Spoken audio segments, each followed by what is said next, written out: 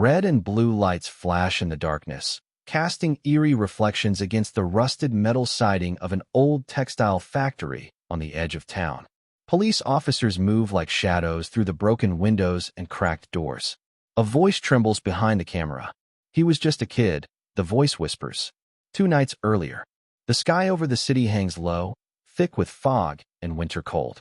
14-year-old Marcus James walks alone, hood up, hands shoved deep into his pockets. His face is marked by bruises, one fresh, swollen, and dark along his cheekbone. He clutches a worn-out backpack like it's the only thing tethering him to this world. Marcus has been on the streets for nearly 3 weeks now, ever since his stepfather's fists became too much and his mother's silence even worse. He's learned to survive by being unnoticed. He rides empty buses to stay warm, eats from gas station trash bins, and sleeps wherever the city forgets to shine its lights. Tonight, he finds the abandoned factory. The building looms like a corpse, windowless, half-sunken, gutted from years of decay. But to Marcus, it's perfect. Quiet, empty, safe. The air inside the abandoned textile factory is thick with dust and silence. His flashlight flickers across dusty machinery, spiderwebs, graffiti. He moves to the upper floor, where some old blankets lie bunched in a corner. Someone was here before, but they're gone now. Marcus has just finished setting up his sleeping spot in a shadowy corner of the second floor, since it seems someone made the top floor their home already. He lays down his threadbare hoodie as a pillow and clutches his backpack like it's the last piece of safety he has left in the world. He curls up, exhausted, and begins to drift off. He exhales slowly. It's the first time in days he's felt even a shred of calm. Then, thump, thump. Footsteps echo below. Then, muffled voices. Marcus stiffens. He inches toward a jagged hole in the wall, part of a collapsed section overlooking the ground floor. His breath catches as he crouches to look through. Down below, 2 figures argue under the sickly glow of a half-broken lantern. One is a wiry man in a leather jacket, nervous, pacing. The other stands still, his face partially hidden in shadow. But his posture is calm. Cold. Marcus strains to hear. The wiry man is pleading. I won't say anything, I swear. Just let me walk. You got what you wanted, didn't you? The still figure says nothing at first. Then he speaks, low and sharp. You were never supposed to be part of this. Then, bang. The gunshot rips through the air like thunder.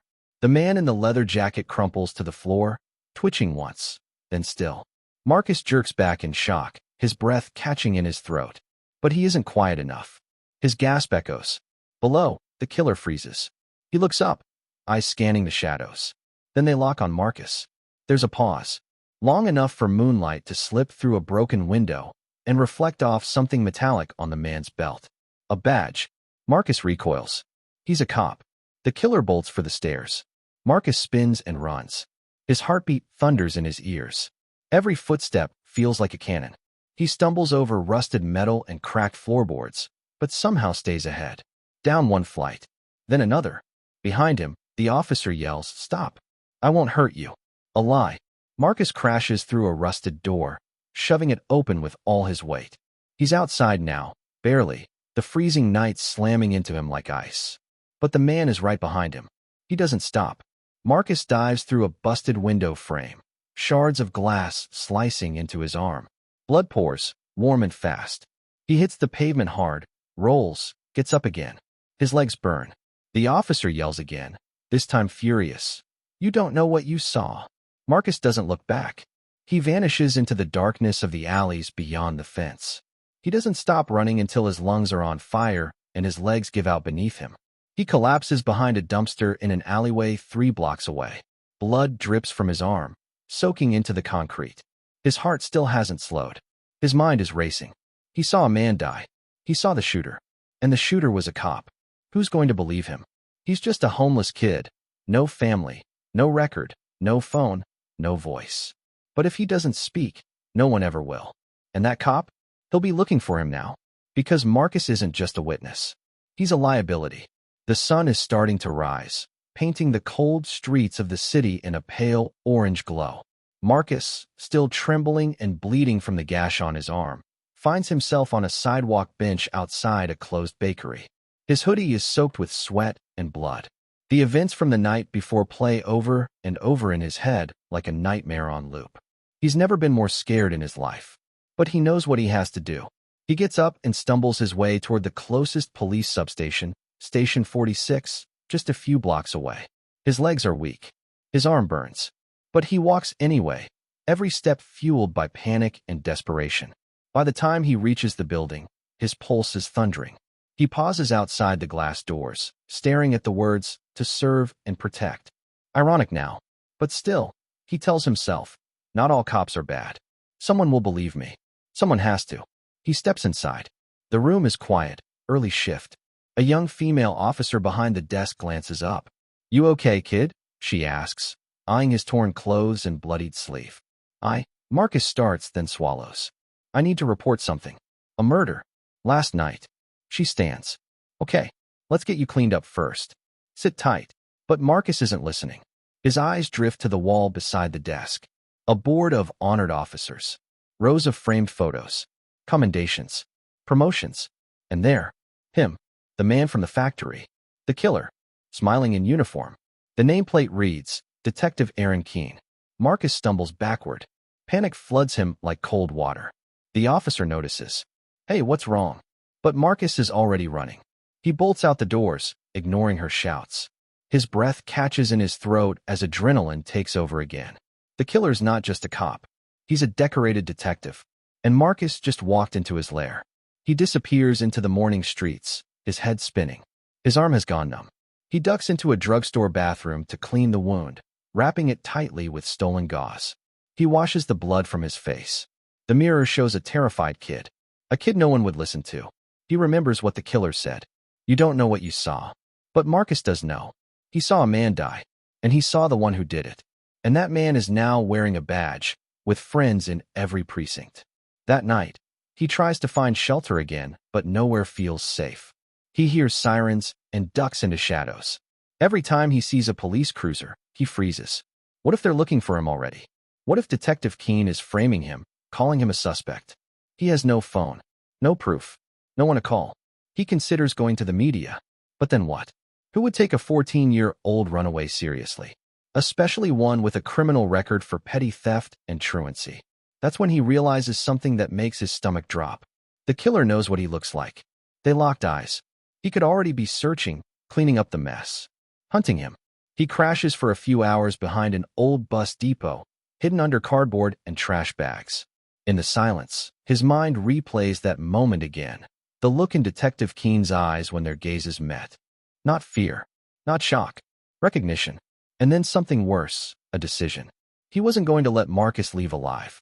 Marcus hadn't eaten in a full day, and the pain in his arm had turned from a sharp throb to a dull, pulsing ache. He kept moving through alleyways and underpasses, mind racing. Every siren made his heart lurch. Every passing cop car made him duck behind dumpsters. Then he remembered her. Aaliyah. Aaliyah Barkley was one of the few people in this city who had ever looked at him with kindness. Months ago, he'd been bleeding from a busted lip and a cracked rib after a street fight with older teens. She'd been the EMT on duty. Most just patched him up and left. But she'd offered him water, asked if he was safe. She even gave him her contact info on the back of a gum wrapper. He'd kept it. Somehow. Now, hands trembling and barely able to stand, Marcus staggered to the urgent care outpost near Southside, the place where she said she sometimes filled in. He waited until she came out of the building at the end of her shift. Her curls were tucked into a cap, and her expression looked tired until she saw him. Marcus. He collapsed. When he woke, he was lying on a couch, wrapped in a blanket. Her small apartment smelled like coffee and antiseptic. She was kneeling beside him, redressing his wound with fresh gauze. "You look like hell," she said quietly. "I saw a murder," Marcus whispered. His voice was hoarse, lips dry. She paused. "What?" He told her everything. About the abandoned factory, the voices, the shot, the badge, the chase. At first, her eyes narrowed, part skepticism, part disbelief. But when he described the location of the wound, the broken glass, the rusted beam he dove past, the details started to paint a picture too vivid to be fabricated. And then she saw the cut. It was raw, jagged, deep, a day old at most, and it matched the exact shape and placement he described. Her skepticism started to shift into concern. What did you say the guy looked like? She asked. Marcus described him. Tall, square jaw, dark close-cropped hair, slight limp. Aaliyah sat back slowly. I've seen a guy like that around the hospital. Always flashing his badge. Always in a hurry. He saw it too, the change in her eyes. The way her breath hitched. What is it? He asked. She hesitated, then stood and walked over to her laptop. I've got friends in emergency dispatch, she said. They talk. A lot. Especially when something shady happens. She opened a secure database. I can't access police records, but I can see open and closed emergency reports. If someone was shot last night, especially near the old textile factory, it'll be in here. She typed. Several entries popped up. Fights. Car accidents. Then one caught her eye. Unidentified male. Multiple gunshot wounds. Found behind a dumpster near the old factory. Time logged. 1:03 a.m. Holy SH, she muttered. Marcus leaned closer. That's him. That's when I ran. She clicked for details. Victim had been under protective custody. A former gang informant. Scheduled to testify in an upcoming case against a major narcotics ring.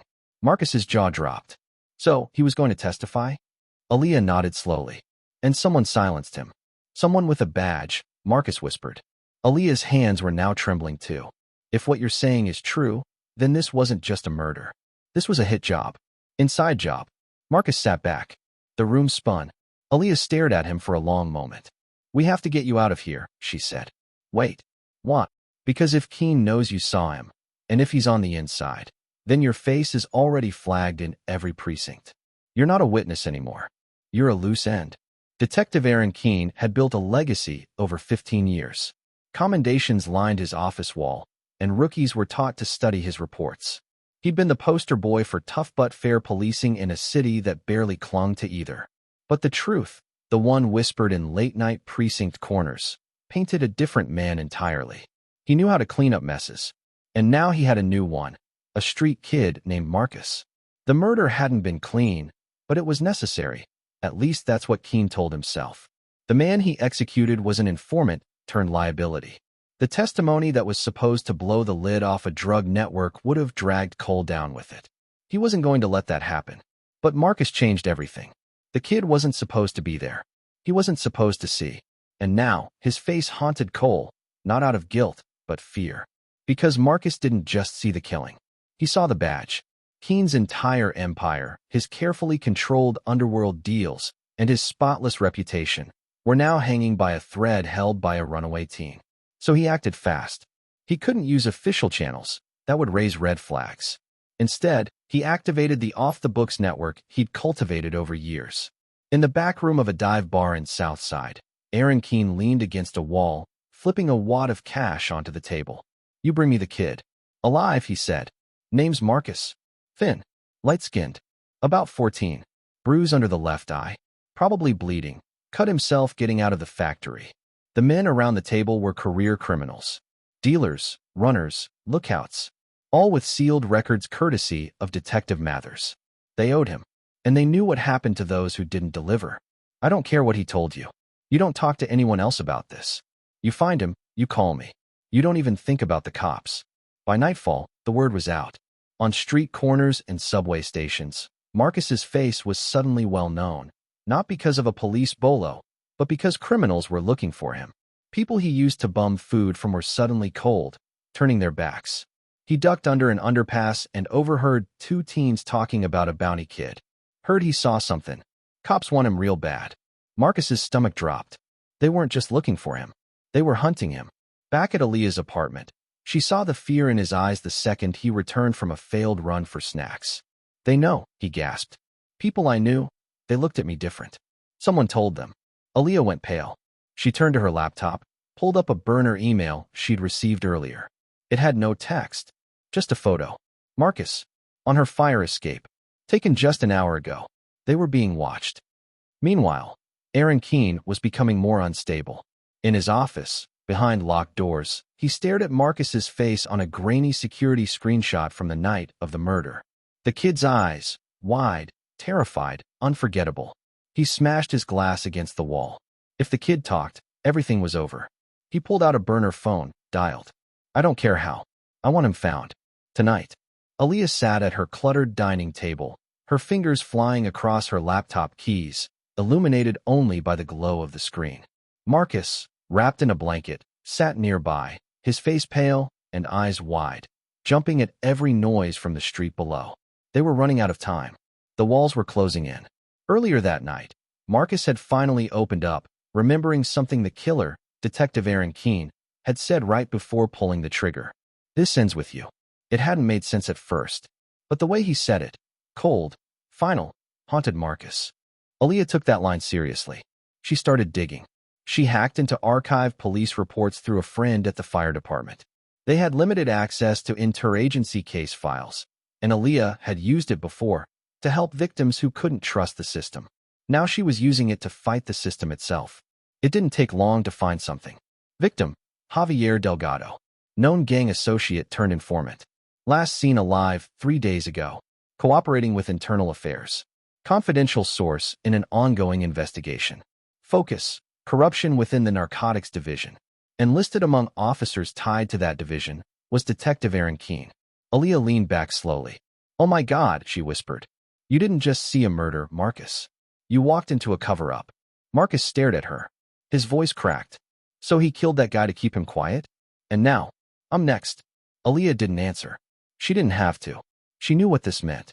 It was no longer about one bad cop. This was about an entire unit, protected, insulated, and dangerous. If internal affairs was circling, Keene was desperate. And Marcus wasn't just a witness. He was a threat to everything Cole was trying to bury. Suddenly, a soft sound outside the window made them both freeze. A soft clink, like metal tapping glass. Aaliyah crept to the blinds and peeked out. A rock lay on the fire escape. Tied to it was a note, scrawled in thick black ink. "He's a dead kid walking. And you're next." Her hands shook as she backed away. Aaliyah's once cozy apartment suddenly felt like a trap. She grabbed her bag and turned to Marcus. "We can't stay here. If they're watching, they already know where we are." Marcus's voice was barely audible. "Where do we go?" Aaliyah looked at him. This scared, stubborn, brave kid who had every reason to give up but hadn't. Somewhere they won't expect. Somewhere no badge can protect them. They slipped into the night, Aaliyah clutching the flash drive she'd just copied the IA report to. Inside it were names, timestamps, and a pattern, a web of corruption implicating multiple officers. And now, they were the only 2 people alive who had it. As they moved through back alleys and boarded trains heading out of town, Marcus glanced at her. "What if they find us anyway?" Aaliyah looked ahead. "Then we go louder. We take it public. We burn it all down." The city was alive with late-night traffic, glowing windows, and the hum of people unaware that a war for truth was being fought in the shadows. Aaliyah Barkley had always trusted her instincts. As a former EMT and street medic, she'd seen the system fail too many people. That's why she didn't take Marcus's story lightly. She'd seen the fear in his eyes, the sincerity in his trembling voice. And now, she had proof. Internal affairs files, a confession on tape, and the name of a decorated officer tied to a murder conspiracy. There was only one thing left to do: tell the world. Aaliyah made the call to a trusted friend, Grace Lennox, an investigative journalist known for exposing corruption. Grace had a reputation for being relentless, fair, and most importantly, hard to intimidate. "Meet me downtown," Grace said. "You know the diner on 3rd and Maynard? Midnight. Bring everything." Aaliyah hesitated. "Marcus will go. I'll hang back, just in case." They didn't have a car, so they used a rideshare under an alias. Aaliyah handed Marcus the USB drive, a burner phone, and an old press badge she kept in her emergency go bag. "If anything happens, you run. And don't stop running until you see Grace." Marcus nodded, terrified but determined. He slipped into the back seat, clutching the bag like it was his last lifeline. Aaliyah waved him off, then headed to her car, parked across the street, just in case backup was needed. Marcus arrived first. The diner was quiet, half-lit, with a tired-looking waitress sweeping near the door. But Grace wasn't there yet. He waited, watching every car that passed. Then, boom. The blast rattled the windows. People screamed. Marcus hit the ground. From across the street, Aaliyah's car was engulfed in fire. Flames shot up toward the night sky. Smoke curled through the air like fingers. Marcus staggered toward it, only to be pulled back by bystanders. Paramedics rushed in. Aaliyah, burned and unconscious, was alive, but barely.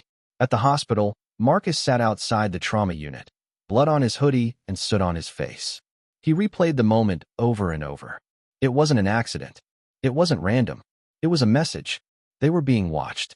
Back at Aaliyah's apartment, now a crime scene, Marcus remembered the second phone she had given him. A cheap burner. He hadn't looked at it yet. Sitting on the floor of a 24-hour laundromat across town, he powered it on. Just one file was saved, an audio recording, timestamped that morning. He hit play. Aaliyah's voice, steady but low. This is for the record. The boy's name is Marcus Tillman. He's 14. He witnessed the murder of Javier Delgado at approximately 9:45 p.m. at the old Lincoln Textile Factory. The shooter was Detective Aaron Keene. I've confirmed Delgado was an informant for IA. This was an execution. And if you're hearing this, something happened to me. A pause. Do not trust anyone in uniform. Not until this story is out. Not until people know his name. Tears ran down Marcus's face. It was real. All of it. She had recorded this because she knew. She'd been in this fight long enough to understand how it worked. How people disappeared when they got too close to the truth. He wasn't just a scared kid anymore. He was the last witness. The file was raw, unedited, and damning. Aaliyah's voice played clearly, her steady tone outlining names, dates, locations, and a murder committed by a man the city once called a hero. With Marcus's first-hand account layered into the recording, it became more than just testimony. It was a cry for justice, and it was about to ignite a firestorm. Grace Lennox, the investigative journalist, didn't hesitate. She uploaded the memo with one line of context. Anonymous source claims a decorated officer executed a civilian informant. Includes recorded testimony from a teenage witness. Listen, decide for yourself. She posted it to her blog and mirrored it on an encrypted whistleblower site. Within the hour, it was being shared across social media, message boards, and encrypted chat rooms. The headline that stuck. Homeless boy claims cop is a killer. At first, the public's reaction was mixed. Some dismissed it as conspiracy nonsense. But others listened closely. Because what the memo described wasn't just emotion, it was detail. The kind only a witness would know. Aaliyah's reputation lent credibility. And as the story spread, more questions started surfacing. Local news stations picked it up by morning. By noon, national outlets were covering it. The police department was forced to respond. A press conference was called. The chief stood stiffly behind a podium, reporters pressing microphones in her direction. We are aware of the recording. Internal Affairs is conducting a full investigation into Detective Aaron Keene. At this time, he is on administrative leave. But that statement, meant to calm the storm, only fueled it further. Because within 2 hours, Aaron Keene had vanished. He didn't show up to his precinct. His badge was left on his kitchen counter. No car. No phone. Gone. Reporters camped outside his home. Protesters gathered at City Hall. Civil rights lawyers demanded accountability. And beneath all of it, Marcus watched silently from a safe house. His life reduced to shadows and whispers. But Grace wasn't done. As the city debated and speculated, she followed a paper trail. Marcus had mentioned the man Keene killed. Javier Delgado was an informant. That meant there were records. Buried deep in a sealed IA archive, Grace found confirmation.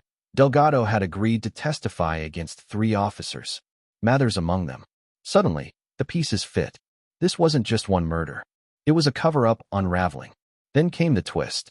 An anonymous tip arrived in Grace's inbox, a burner email account, no name, no subject line, just coordinates and a video attachment. She clicked.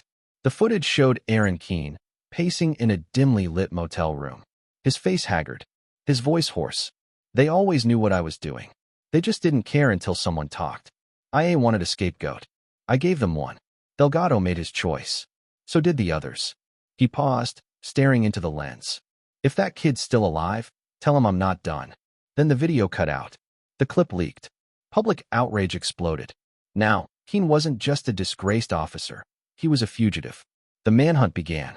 Police departments across the state issued alerts. Federal agencies got involved.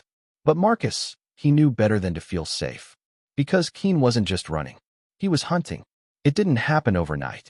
In the days after the viral leak, as headlines raged and debates lit up every screen, Marcus stayed in the shadows. Safe house to safe house. Aaliyah, still recovering from her injuries, watched from her hospital bed as the world slowly started listening to the boy no one used to see. The recording had done more than expose a killer cop. It had cracked open the rot beneath a badge. The first domino was Aaron Keene. But what fell next shocked even the investigators. Weeks later, in a quiet suburb outside Tijuana, Mexico, a joint task force of U.S. Marshals and Mexican federals surrounded a rundown safe house. There were no gunshots, no chase, no final stand. When the officers burst through the door, Aaron Keene was sitting at a table with a half-eaten meal, staring at a blank TV screen. He didn't resist. He didn't speak. He just stood up and held out his wrists. The fugitive had finally been caught. The arrest sent shockwaves through the justice system. The footage from the motel, Keene's own confession, had already been dissected frame by frame. Now, with him in custody, Internal Affairs opened sealed files, subpoenaed emails, and pulled records from the evidence lockers no one thought to check. They found payouts from seized drug money, unreported raids, missing informants, dozens of sealed cases tied to Keene and two other officers he once worked with, both of whom had since mysteriously retired early. But the piece that tied it all together was Marcus. His testimony, cross-referenced with timelines, dispatch logs, and Aaliyah's corroborating accounts, became the cornerstone of a sweeping internal indictment. For Marcus, life would never return to what it once was. And that was a good thing. The government placed him under federal protection, a new name, a new city, therapy, and education. For the first time in years, Marcus had a bed that didn't creak, a door that locked, and people who knocked before entering. Aaliyah visited when she could, wearing a shoulder sling but flashing that same warm smile that first made him trust her. "You did good, kid," she'd say. "You did real good." As the case unraveled in court, the public learned the truth. Javier Delgado, the murdered man Marcus had witnessed being executed, was an informant. He was preparing to testify when Keene silenced him. The case exposed a years-long cover-up involving planted evidence, ghost suspects, and cops who thought they'd never get caught. They were wrong. Thanks to one boy who was supposed to be invisible. At Aaron Keene's sentencing, the courtroom was silent. No cameras, no press, just a small crowd. A judge, two federal prosecutors, and in the back row, Marcus in a hoodie, eyes steady. The judge read the charges aloud. First-degree murder, obstruction of justice, conspiracy, abuse of power, crimes against the very people he swore to protect. Sentenced to death by firing squad. Keene didn't speak. Not a word. Not even a glance toward Marcus. But it didn't matter. The system he'd once used as a weapon had turned on him. Justice, finally, had a name. Marcus writes now. Short stories. Journals. Some fiction. Some not. In a quiet suburb far from where it all began, he's just another teenager. Except he carries more truth in his bones than most people ever will.